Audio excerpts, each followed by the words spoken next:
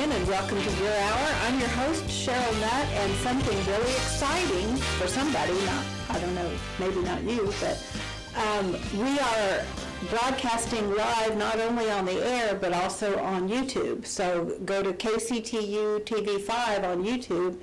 You can watch us live. You can also go back and archive it and watch it later. So we're excited about that. In the meantime, let's take a look at Today in History. Then I'll tell you about today's show. May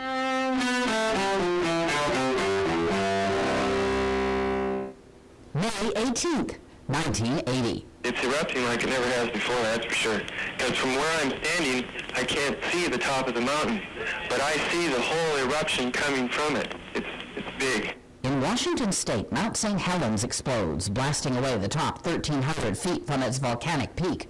The eruption leaves 57 people dead or missing, flattening forests and spewing volcanic ash for hundreds of miles. 1896, the U.S. Supreme Court endorses what it calls separate but equal racial segregation with its decision in Plessy v. Ferguson. That ruling remains the law of the land until the court overturns it nearly 60 years later in Brown v. Board of Education of Topeka. 1920.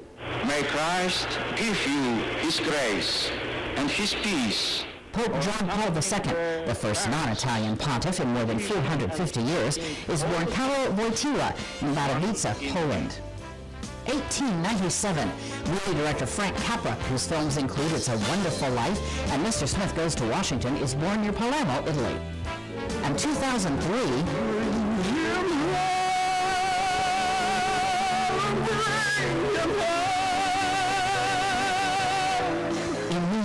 Les Miserables, Broadway's third longest-running show, closes after more than 16 years and 6,680 performances.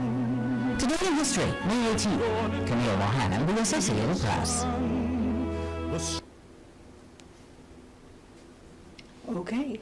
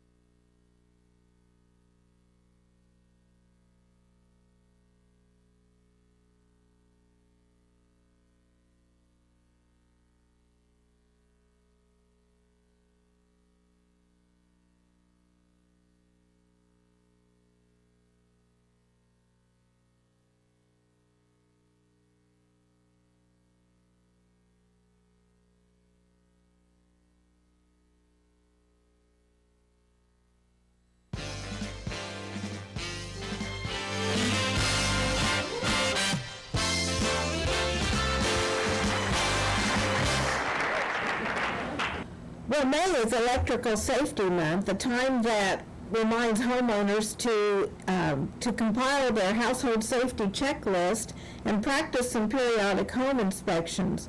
From electrical safety considerations to prevent shock or electrocution to helping to prevent electrical fires, we have a lot to think about when we're protecting our homes. In fact, some simple electrical upgrades to your home can help prevent some serious situations from occurring at all. Home improvement expert and licensed contractor Skip Bedell joins us today to give us his best tips for keeping our homes safe and fire-free. Hi, Skip. It's good to have you here. Hey, thanks so much for having me back. So can you tell us what some of these electrical upgrades are? Yes, so it's a great time for everyone to kind of do a 360 around their house and check all their electrical cords, make sure they're in good condition, their electrical outlets as well. And that's what we're talking about here today, some of these great products from Leviton. They make many different types of electrical outlets. Starting off with this first one, which is very common. Most people might know about it. They've seen it in their kitchens and bathrooms. This is a GFCI, or a ground fault circuit interrupter. It has a little reset button in the front there. These are designed to prevent electrical shock. So this is going to keep you from getting any electrical shock in the case that there's a ground fault on your circuit. Now, although people are familiar with these, they might not be so familiar with an arc fault, or AFCI. They look very much the same, but they do totally different jobs. So the arc fault is designed to prevent electrical fires. So if we're moving furniture around the home, perhaps with the leg of a chair tears an electrical wire from the lamp, or maybe you're hanging a picture on the wall and nailing a nail into the wall and you hit an electrical wire, anything that damages the electrical wire can release the electrical energy within it, and that can cause a very high temperature flash point that can set afire your wood framing and insulation. So it's really important to have this type of receptacle in areas like your bedroom and your common living spaces. Arc fault, AFCI. So check around your building code, make sure where you're supposed to have them, and upgrade to this type. Now, Leviton also makes a combination, or a dual function, which combines the two, GFCI and AFCI. These are becoming very popular now, and also required by many building and electrical codes to be used in areas like your laundry room and for your dishwasher. So check again the codes and make sure if you need to upgrade those. Being that we're moving outside now and we're entertaining and using our decks and our patios and outdoor kitchens, GFCI receptacles are very important to have in areas where there's moisture and dampness, and you want to make sure that they are weather rated. So this one by Leviton is weather rated. It's designed to hold up to high humidity, rain and snow, and all the elements outside. And then lastly, I'll say these two are really convenient to have. These are my favorites. This is a GFCI that combines a USB port, which, how convenient is that, right? You can charge your phone, directly plug your USB right into the front of that receptacle, and they even make one with a night light. So these are all really important. Check your codes and make sure what type of receptacles you're supposed to have in each room of your house and upgrade them. It's actually a pretty easy DIY project. And you can find all these things on their website at home.leviton.com. They have a great selection of products, Cheryl. Well, in this day and age, we have so many electronics, you know, our phones and iPads and things like that we're constantly plugging in and charging and recharging. What kinds of consideration do we need to make for those? Yes, so important, again, that we have the proper type of receptacle for what you're using it for. So again, in areas like your kitchen and bathroom, you're always going to want to have a GFCI, and that's the one with this reset on the front. And that is designed to keep you from getting shocked. Very important. And then, again, this is one that maybe people are not familiar with, the AFCI. You must check your building codes and see where they're required. Most places now require them in the living room, in the family room, and as well in your bedrooms. So this is going to prevent electrical fires from happening. And that's really important because we have smoke detectors and carbon monoxide detectors, but those go off as an alarm to let us know something has already occurred, and then we have to evacuate. This is designed to prevent it from ever happening in the first place. So very important to have in your house. Very cool. So one more time, can you give us the website where we can go to learn more? Of course. They have a great website at home.leviton.com, and you'll find everything you need there. All right. Well, Skip, it was a real pleasure. Thanks for joining us today. Thanks for having me back, Cheryl. See, I think the only time that's important to you to know what kind of receptacle you have is if you're going to make some changes, if you're going to do some remodel work or something like that, and you're going to make some changes with your electrical, because most of the time, wouldn't you assume that everything that's there is code? course, that might be a logical assumption, and it might not be, but I would think that everything should already be code. We'll be right back.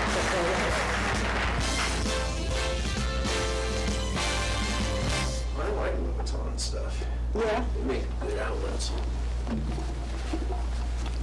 Okay. That's one of the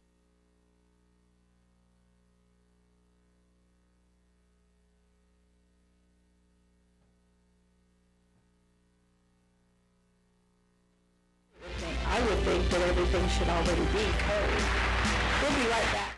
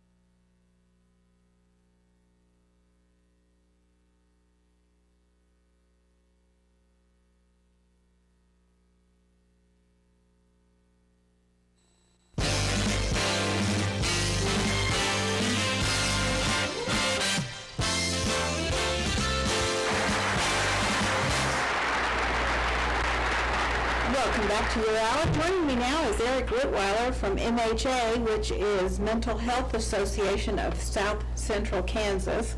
And you wanted to talk today about, well, now I've lost my thought. I lost my train of thought. about schools offering kids mental health days. Right. Yeah.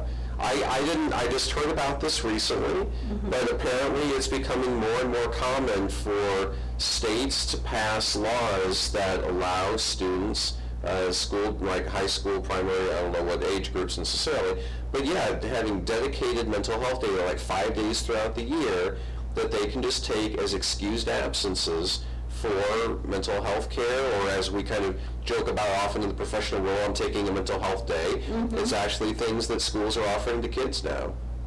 Well, that's interesting. It is. You know, because you talked about, you know, we have that in the workplace, or Yeah. at least theoretically, we have that in the workplace.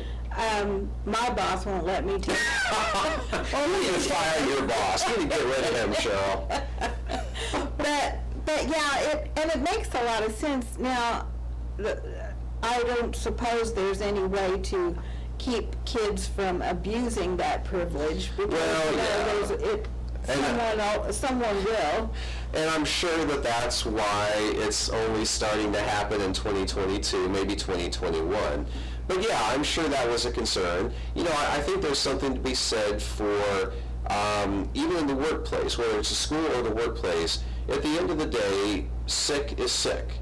A sick day is a sick day. Whether it's physical or mental, sick is sick. Yeah. And so, you know, I know that, for instance, our CEO at MHA really feels strongly that way, especially during COVID. We were reminded sick is sick. If you need to take a day off to go see your therapist, or you're just way overstressed, you just need to take a day to forget, sick is sick. And I think there's something to which the schools probably felt that was true for them as well.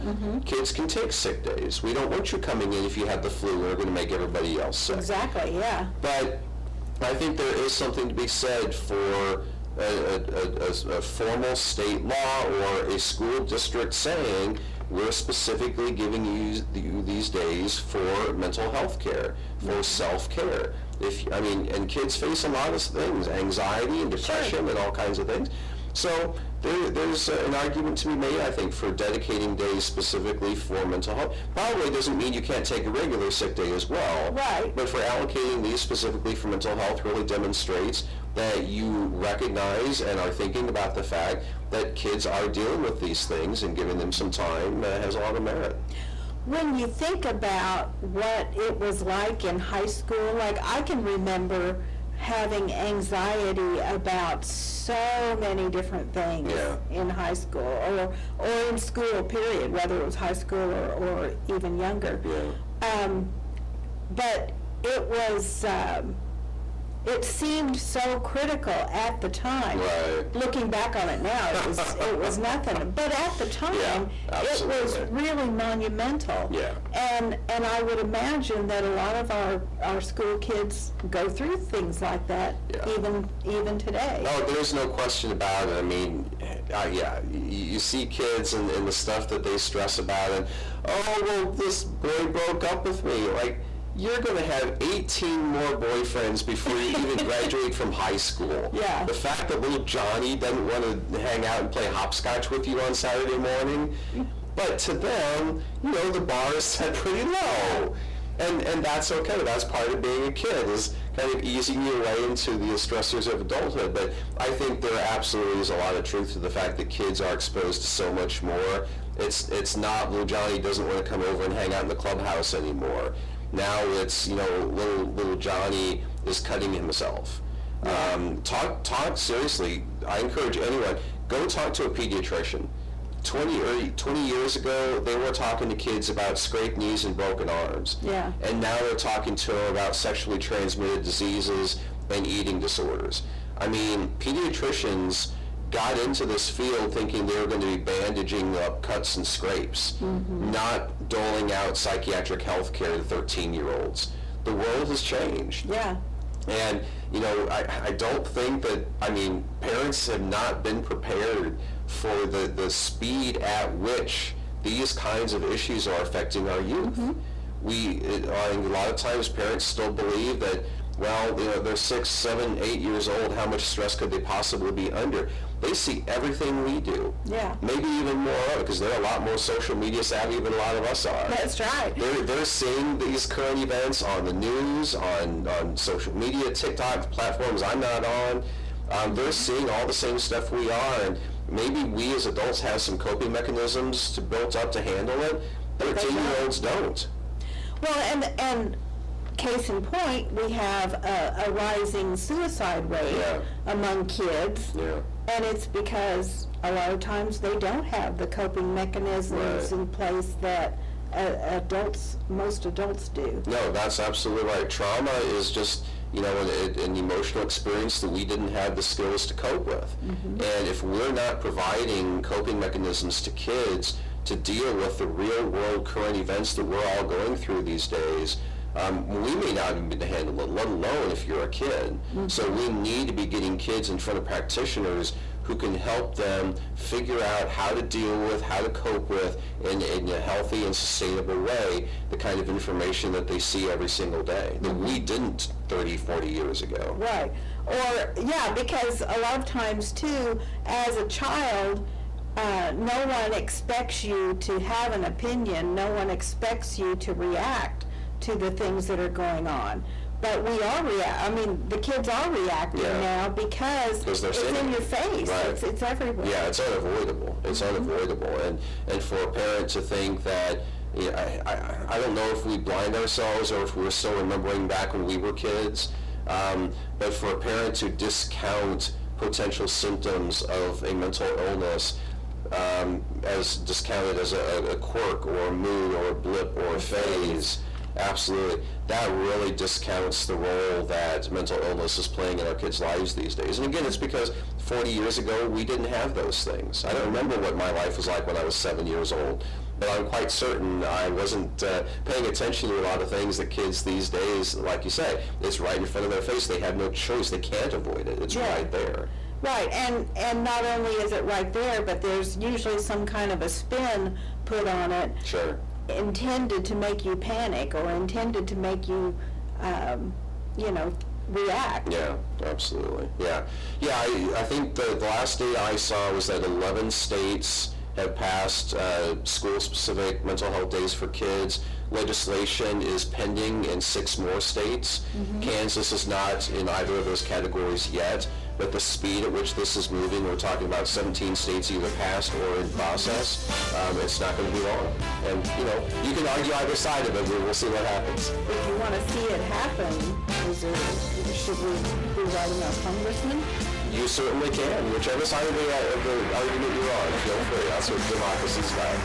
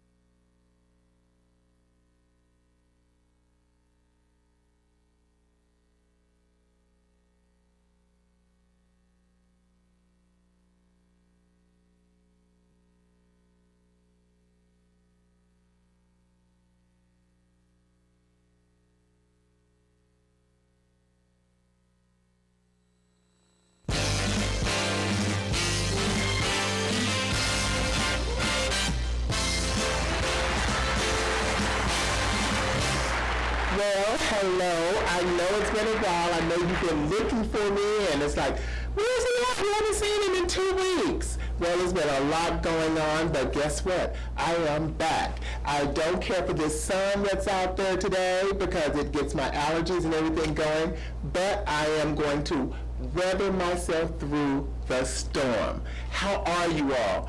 I had a guest that was scheduled for me, and she got called to do some other things and couldn't make it, because what I wanted to talk about and wanted her to talk about is that a lot of us don't understand the whole Medicaid, Medicare process as it relates to payments, PPO, PHO, all of that stuff.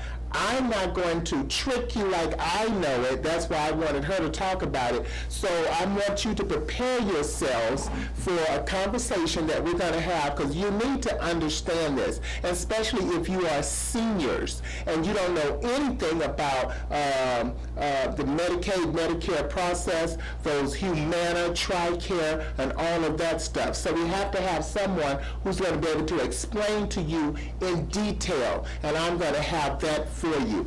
Now, what I do want to talk to you about is just recently we had this whole issue. Regarding the mass shooting, and people are talking about it everywhere. There's comments that are everywhere. It's just a constant, ongoing thing about the mass shooting. I don't know if the young man suffered from any type of mental health illnesses. I have no idea. What I do know from what was broadcast is that the young man had a manifest written on how this was going to take place and what his role in it was going to be. Now, nothing speaks more than what it is. It is what it is. I don't care what we put a spin on it. It was premeditated, it was planned, it was worked out, and the targets were laid out.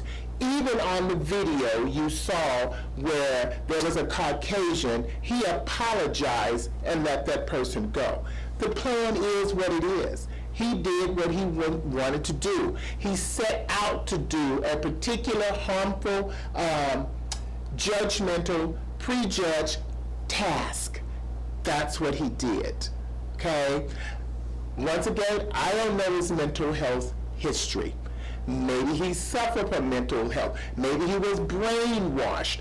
I don't know. So I can't speak to that. But what I can speak to is the fact that racism is here. It is alive. It's ongoing. The only way we can curtail racism is that we're going to have to start in the home. We're going to have to teach our children, we're going to have to help our children to understand right from wrong. Decisions that your children make when they grow up in age is theirs, but you as a parent, you take responsibility for what your child is growing up learning. You need to get involved if he or she is on the telephone all the time, if they're on the computer all the time, if they're hanging out with what you consider unsavory associates. You need to know what's going on. None of us are born into racism. Not one of us. We don't know who's black. We don't know who's white. We don't know. So don't let anyone fool you and tell you that I was born a racist. No, you weren't. You were taught. It's simple as that. We do need to have a broader education system where we are talking about diversity in all. We do need to have people who look like us, people who are different and unique in the system so that we can get an understanding. We have to understand each other. We cannot believe that one way is the correct way. It is not. Wherever there's an A, there's a B. If there's an up, there's a down. If there's an in, there's an out. There is always a second to any and everything we do, even our thought processes. We can think we want to do something, but you can rest assured there's this little voice in the back of your head telling you, you might not want to do that, or how about thinking about doing it this way? Even if you're wanting to confront a colleague, a supervisor, even if you want to talk to your child, your mind, that intuition inside of you is trying to help you make the best decision possible. What we do, we react. We don't think, we react. We must think. Again, racism is not born in us. It is taught. It is learned. It manifests over time.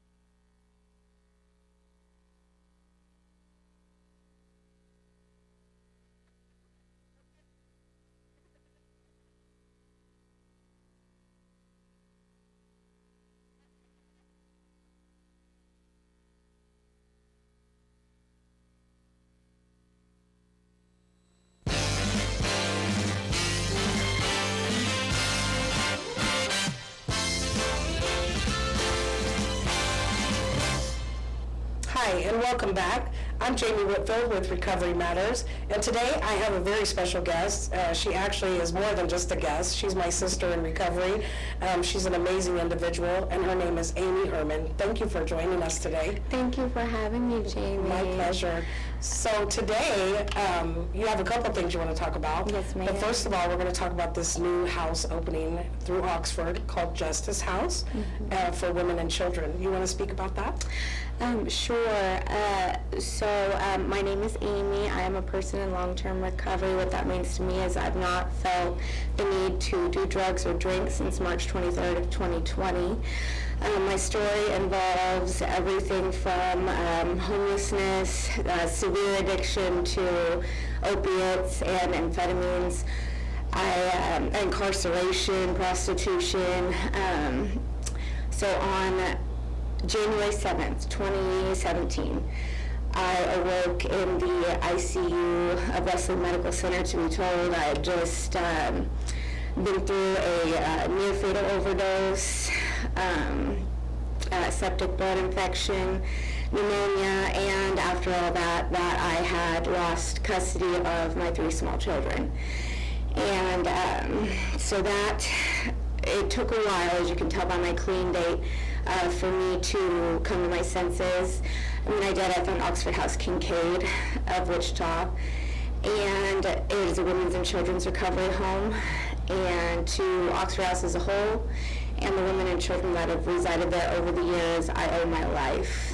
So that being said, it has been a great honor to be one of those trusted with the responsibility of opening that house. Yes, yes. And so it will open tentatively June 1st this year, and it is on 1106 West 48th Street South.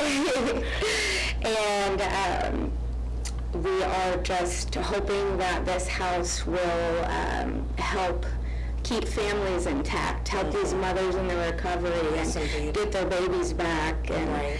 so, if you're interested in interviewing or coming to the house, see what it's about, my number is 316-841-8973.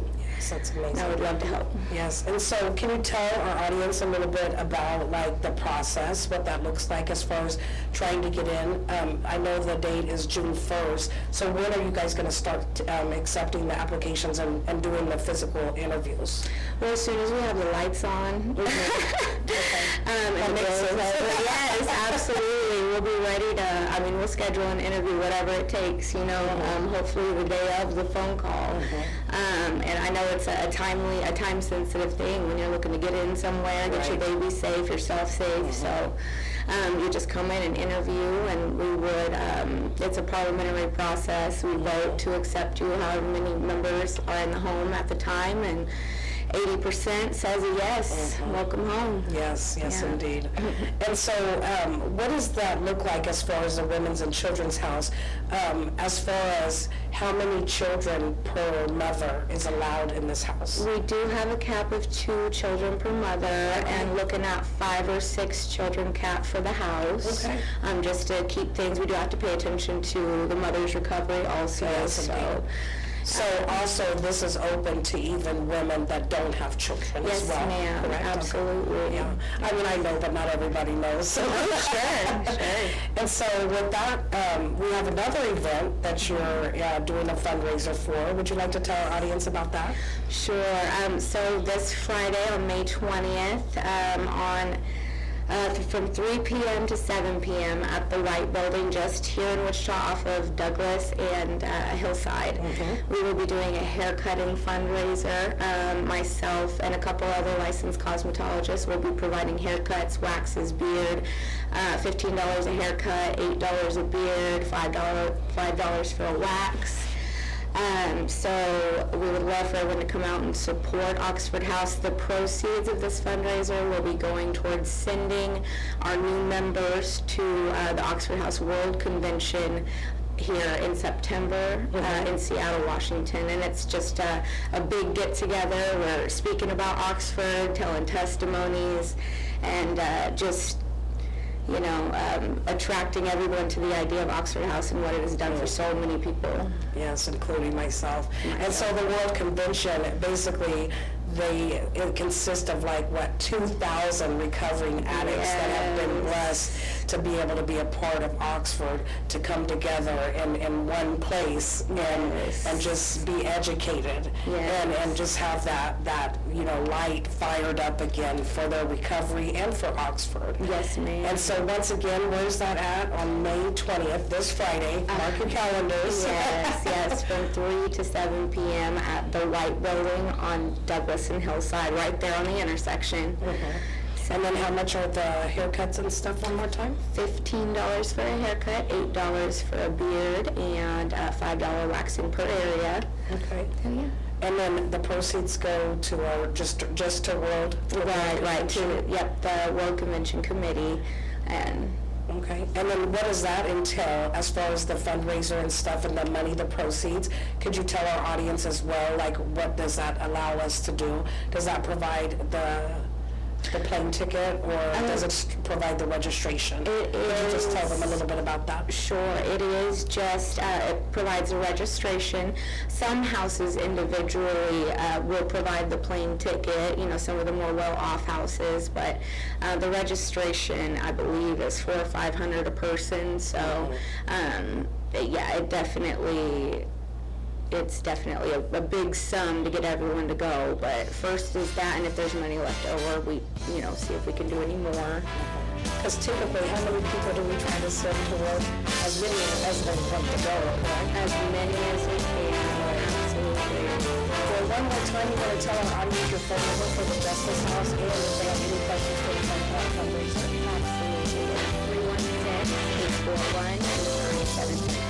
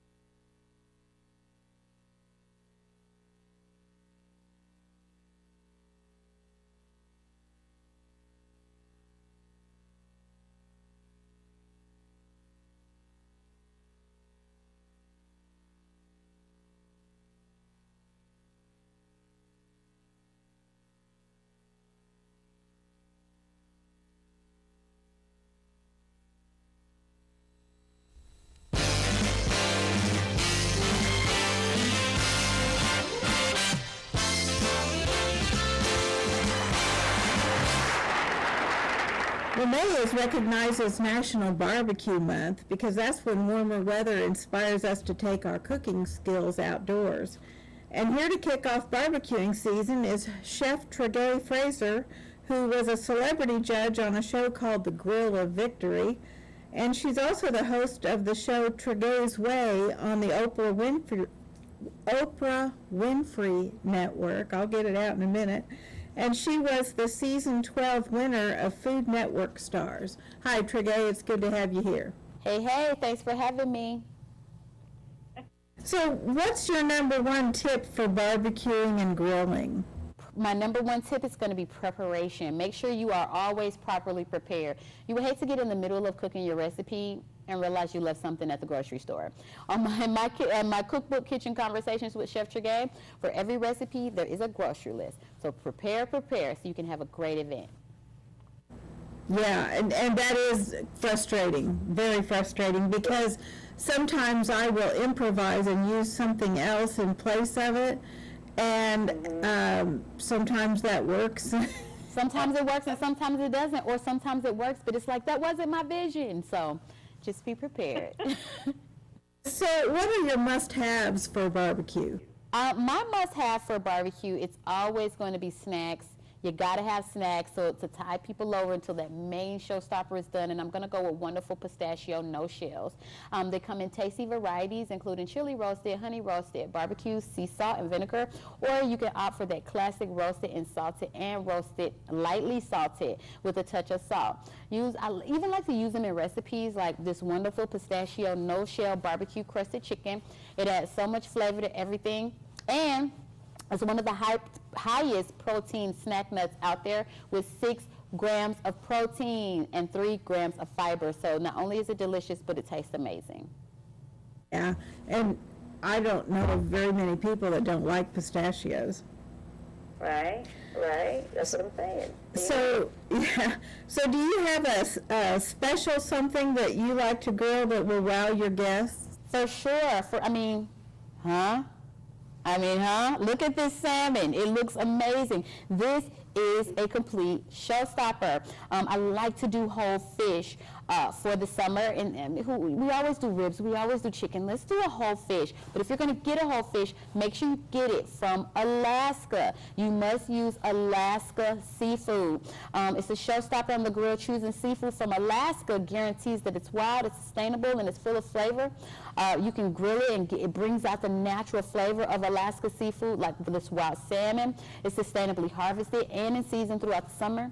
It's easily grilled and directly over the flame in tin foil or on a wood plank. And you really just need simple seasonings like rubs or marinades. And also, to be honest, I have a little trick for you for a lot of people who overcook salmon. Once that salmon turns opaque, remove it from the heat. It's done. Super easy. Okay. Yeah, that couldn't be much easier. I like just to put a little lemon pepper on my salmon before I grill it. Yeah, little lemon, I like to do just a little lemon juice, some dill, call it a day. Butter, we're done.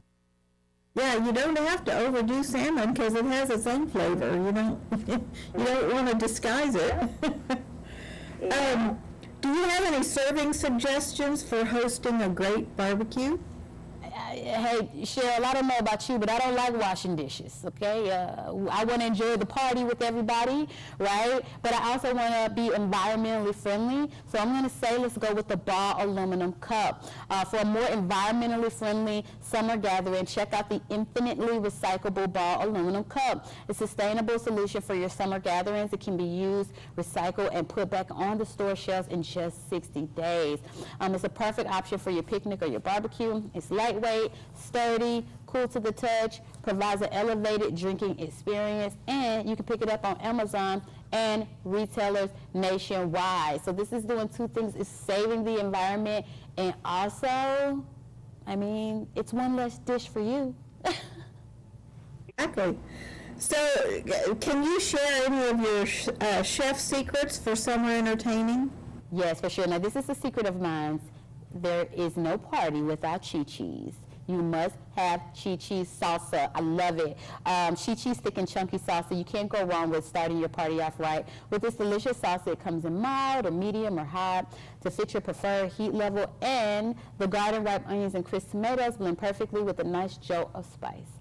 Flavorful staples like chi-cheese salsa wows the guests every single time. And you can grab these from your local Walmart, your local grocery store. You can grab it from mexgrocer.com. And for more information on all of these, you can head over to tipsontv.com. And then don't forget to head over to Amazon and grab my book, Kitchen Conversations with Chef Treguet. Cool. Treguet, it's a real pleasure visiting with you. Thanks for joining us today. Awesome. Thanks for having me. I'll see you next time. Happy barbecuing. Yeah, you know, summertime is a great time for entertaining, and most of the people that like to entertain in the summer like to cook outdoors because it doesn't heat up the house, and because, I don't know, everything tastes better when it's cooked outdoors, don't you think? I've always been of the opinion that it tastes better if you cook it outside. Anyway, we'll be back in just a couple minutes with a little video that you might find interesting. I won't say any more about it till we come back from break, so stay with us.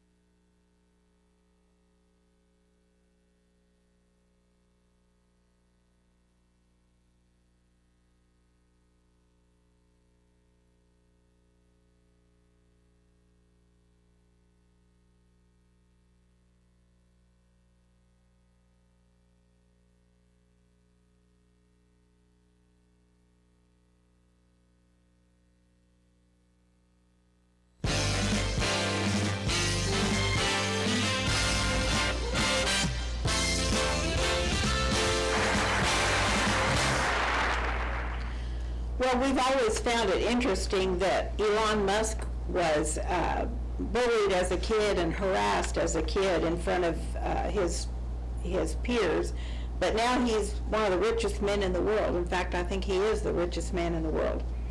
He even made an offer to buy Twitter, and after some delays on the Twitter board of directors, they accepted and offered to sell Twitter. Twitter users were super excited when Elon Musk initiated the process of taking the social media platform private. However, the Tesla billionaire has now changed his mind and paused the Twitter purchase. Why is Musk suggesting that he cancels the Twitter deal, and what is at stake for the American microblogging platform? Could it be that the liberal platform has been caught misrepresenting the number of live users that Twitter has? I think they claimed that there were less than 5% that were robots. And I think that the Twitter BOD has met their match, and after Elon gets through with his investigation, their price will probably drop. Let's watch this video now that explores how Elon Musk might refuse to buy Twitter. Twitter users were super excited when Elon Musk initiated the process of taking the social media platform private. However, the Tesla billionaire has now changed his mind and paused the Twitter purchase. Why is Musk canceling the Twitter deal, and what is at stake for the American microblogging platform? Join me today in this video as we explore how Elon Musk refused to buy Twitter. From the beginning, it was clear that Elon Musk had big plans for Twitter when he bought his first stake in the company. Tech mogul Elon Musk first showed an interest on Twitter when he bought a 9.2% stake in the American microblogging site on the 4th of April this year. After making the purchase, he became the largest individual shareholder in the social media platform. Netzians as well as the board were optimistic that the successful tech genius was going to bring new energy to the social media site. As such, the Twitter board did not hesitate to appoint the multi-talented CEO to their board. Twitter CEO Parag Agrawal relayed the news of the tech billionaire's appointment to the Twitter board via a tweet. "I'm excited to share that we're appointing Elon Musk to our board. Through conversations with Elon in recent weeks, it became clear to us that he would bring great value to our board."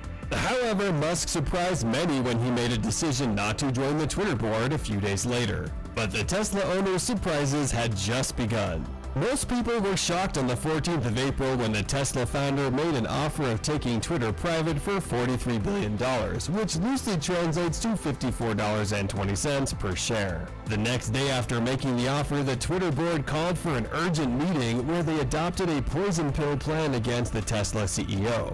In this new plan, the board had a right to add more Twitter shares should the tech billionaire's stake go beyond 15%. The defensive plan also provides that all other shareholders are allowed to buy the new shares at a subsidized price except Elon Musk.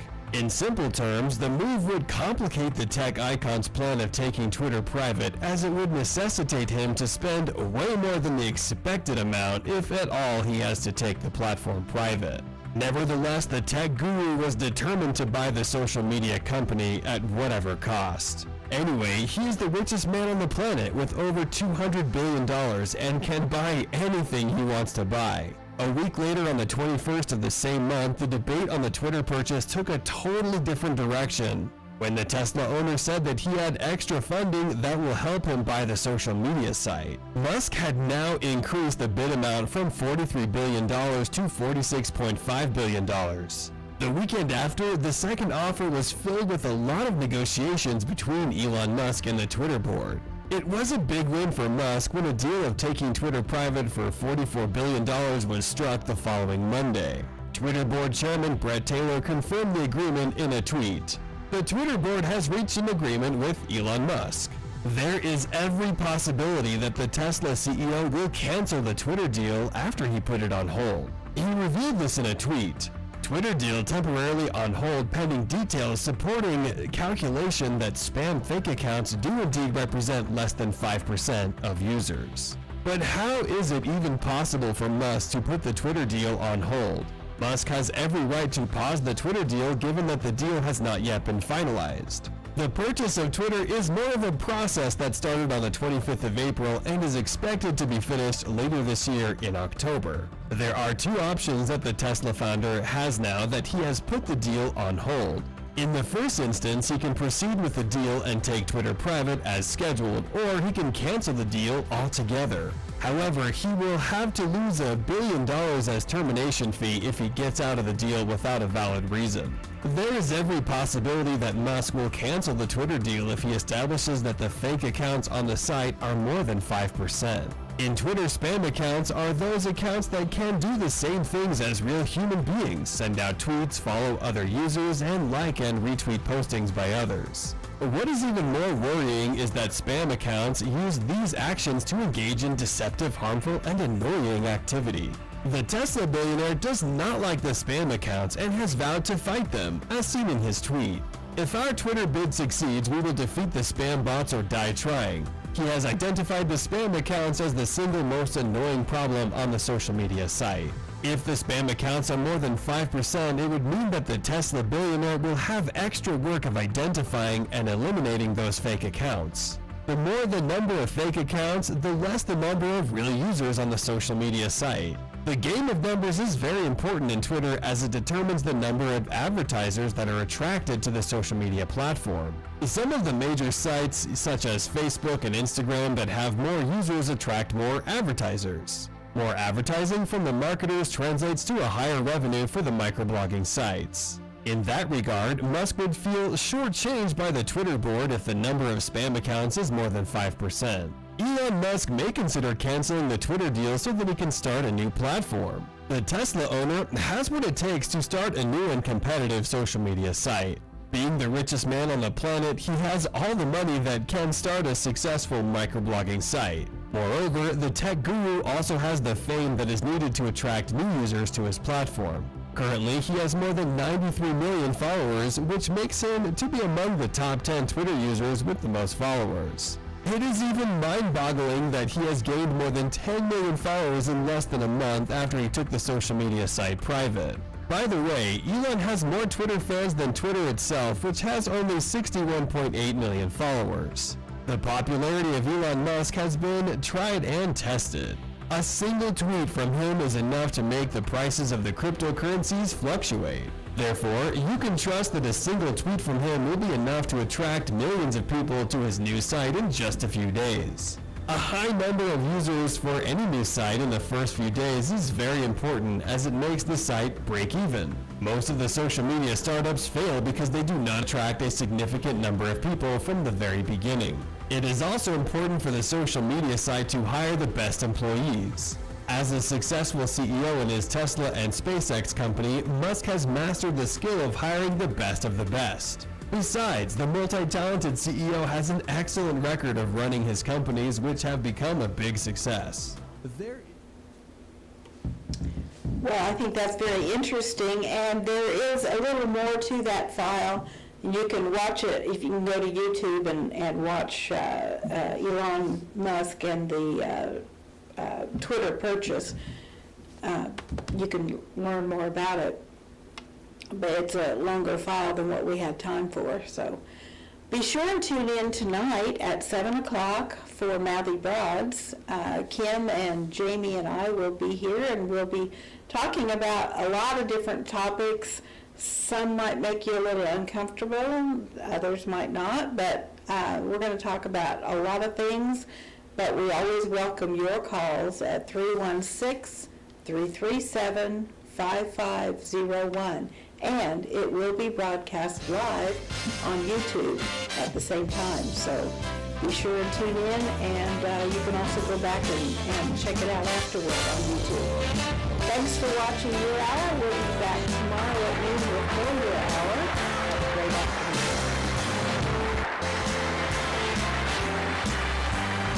Oh my gosh, this one? Where do I stop? Okay. I bet. You just shoved me. No, you just stop it right now. OVW Wrestling is here, and the future is now. OVW comes your way Friday nights on YTA.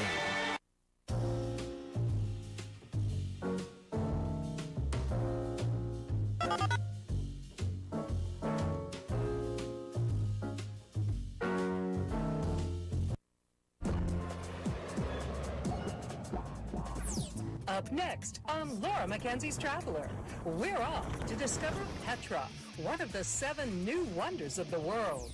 They're carved right into the rock. We'll explore the ancient canyon that leads to the treasury with my guest, Montel Williams. We're about ready to go in and see probably the most exciting site that I have not seen yet, and make some surprising discoveries.